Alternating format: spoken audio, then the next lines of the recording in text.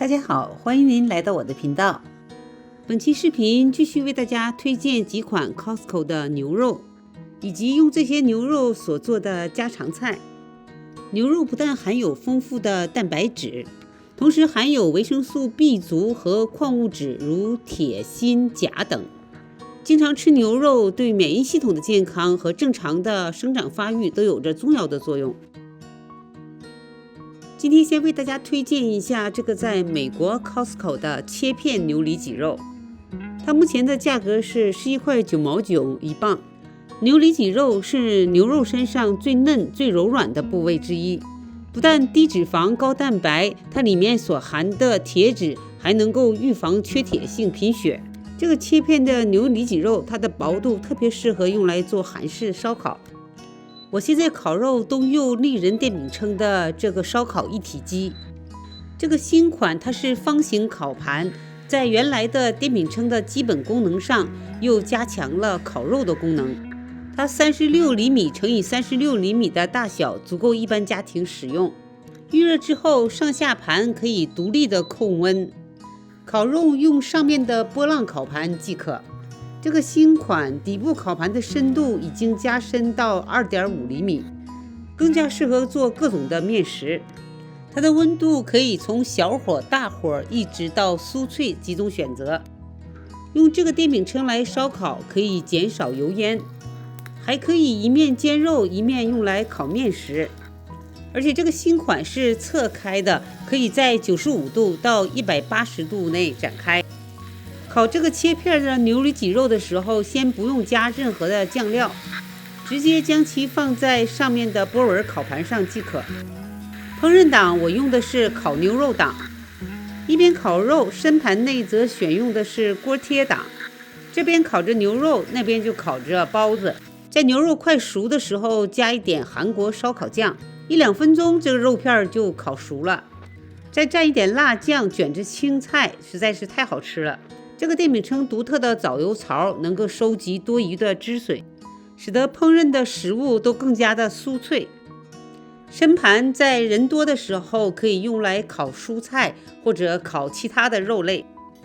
底部烤盘它的聚能纹理能够很好的保温，它的健康涂层则采用美国科木的技术，安全有保证。有了这个电饼铛之后，我都不用传统的烤盘来烤肉了，用丽人这个全功能的电饼铛来烤，实在是又方便又省心。丽人电饼铛的品牌一直在市场上占有着主导地位。这个圆形的经典款我也是用了好几年了，一直是非常的顺手。这个 D431方形的新款在功能上则完善了经典款，尤其是加深烤盘更加的适合中式的烹饪。它可以做出各种各样的花样面食，以后的视频我会和大家慢慢的分享。如果要选购电饼铛，就选购这个新款，一步到位。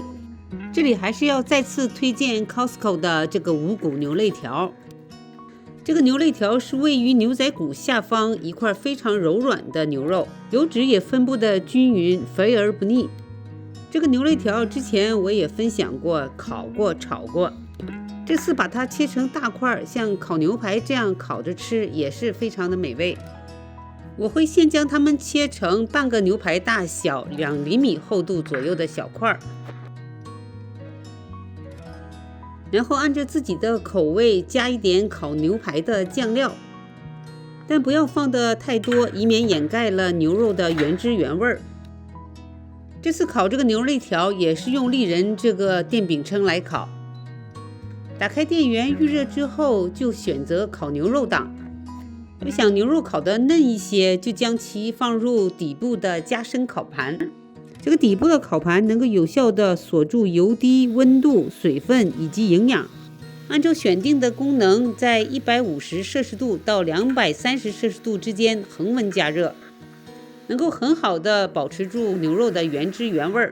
在烤牛肉的时候，我不建议将电饼铛盖起来。我尝试了一下，盖上盖子之后，牛肉容易出现太多的汤汁。如果想让这个牛肉出现漂亮的纹理，还是要放在上面的条纹烤盘上，然后调整一下火候，可以选择煎蛋档，一样的可以将牛肉煎至软嫩。而且这个生烤盘它的四周围的温度要比中间略低一些，烤好的牛肉也可以放入烤盘的四角，慢慢的来享用。用这个烤盘可以享受到冬季里烧烤的乐趣了。这个电饼铛还有一个最大的特点，它的双盘都可以拆卸，只需轻轻按一下上下烤盘侧面的按钮，就可以轻松的将烤盘取出来清洗。有时候感觉做饭容易，清洗最难，所以方便清洗的厨具特别的受欢迎。就是在清洗的时候要注意，等电饼铛完全的冷却之后，再将烤盘取下，加一些温和的洗涤剂来清洗。它的上下烤盘都是有食品级的涂层，所以要像使用不粘锅那样来对待。这个电饼铛目前在北美华人生活馆有折扣活动，购买链接以及折扣码我都会放在视频下方的说明栏内，给有需要的朋友。最后还是要推荐一下 Costco 的这个牛背排骨。这个牛背排骨每100克就含有20克的蛋白质，虽然它的牛油比较多，但是烹饪得当也是好吃不腻。如果炖煮这个牛排骨的话，时间比较长，我会用捷赛的全功能自动烹饪锅，先将已经焯过水的牛排骨放入锅内煸炒一下。用这个锅来炖的特点是无烟少油，即使这样煸炒的时候也不会像炒菜锅那样出很多烟。然后加入洋葱以及酱油，也可以加入一点迷迭香的叶片以及黑胡椒，稍稍翻拌一下，加入800毫升的清水，就可以按照自己的需要设定时间慢慢炖煮了。用这个捷赛多功能锅来炖煮，无需担心会煮过头。这个锅有自动的收汁功能，在烹饪过程当中它会精准的测温，除了按照规定时间完成烹饪之外，如果干锅了，这个锅就会停止操作程序，非常的安全，特别适合比较忙碌的家庭。2个小时以后，这个牛排骨已经非常的软烂了，汤汁也收的差不多了。通常这个时候我会再加一些青菜，然后再炖煮半个小时。这个牛排骨虽然油比较大，但是经过这样的炖煮，牛油已经深入到汤汁，融入蔬菜当中。煮好的牛骨味道也是非常的浓郁。如果没有这个多功能自动锅也不要紧，可以用铸铁锅代替，也可以直接加一些烧烤料来烤着吃。如果用烤箱烤的话，我还是习惯用韩国的烤肉酱来事先腌制一下，也是会再加一些胡椒粉或者是迷迭香叶。烤箱先用330华氏度烤1个小时，然后再调至350华氏度烤半个小时。用烤箱烤的会略油腻一点，但是味道也是不错。在夏季的时候再配一杯凉凉的饮料，真是太惬意了。